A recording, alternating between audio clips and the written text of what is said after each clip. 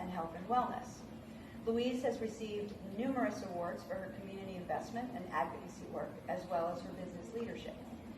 Following the line of duty death of her husband, Corporal Stephen Ballard, Louise created the Ballard Community Fund through the Delaware Community Foundation to award grants each year to local Delaware nonprofits. Louise also created Ballard's Reading Buddies, a partnership with the United Way of Delaware to help improve literacy and instill a love of reading in first and second graders.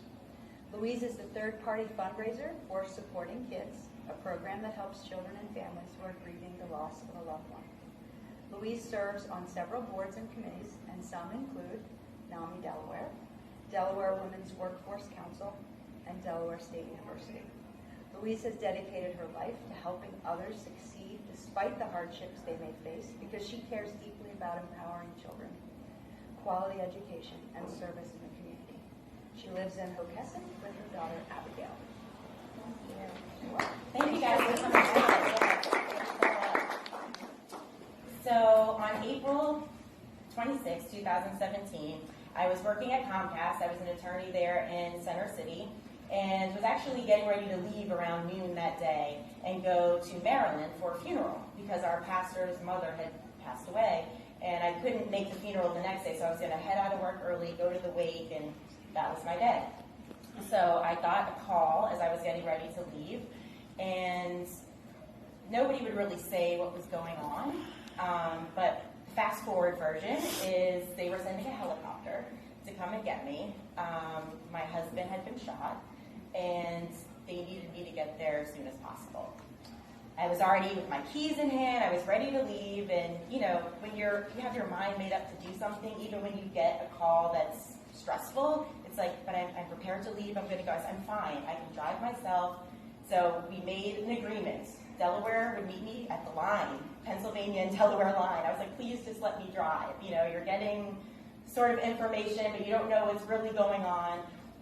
So they did, they let me drive. As soon as I hit the Delaware line, I left my car and jumped into what I describe as, if you've ever watched any of those movies where like a senator or a president or so, you know, it's this big dramatic, someone's been shot and then it's just fast from there. That's literally how my life changed in that moment. We were driving so fast, the pebbles were flipping up on the street. I mean, just all of these things that you could never imagine. We get to Christiana Hospital and there's just lines of people. There's helicopters overhead. And I'm sure a lot of people in the community saw all of this too, but imagine, you know, I'm leaving heading to a wake. I'm not expecting to leave and have all of this, you know, happen in my life. So I get there, I get out in the hospital, and the surgeon, well, they, you know, sort of asked me, well, what do you know? I didn't really know anything. I said, you know, a state trooper has been shot. I believe it's been my husband. They're like, we need a private room. So like every moment you're hearing, it's like, can somebody just tell me what's going on? Because it's just getting worse, you know, a helicopter, a private room.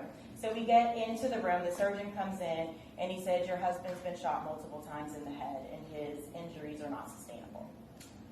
I said, okay. They said, but we want to take you to see him. So I went in and saw him. It is something that I would never wish for anybody to see, and that was a tough decision. My daughter was 5 at the time, and all I could think in my brain was, you have to let her say goodbye. But how do you let her say goodbye? With tubes and blood, and like it's the FBI is in and out. It's a scene at the hospital. How do you do that? And so I decided to have my mother come with my daughter and to allow them to stay in this kind of separate family room they had for us. I had to then mentally think, as a mom, I don't want to feel guilty and have her think, well, why couldn't I say bye to my dad? But I didn't want her last memory to be what I saw.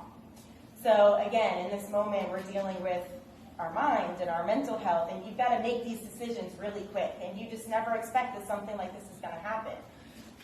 The unique situation for me is this isn't the first time this happened. It was not a murder, but my daughter's biological father died before she was born.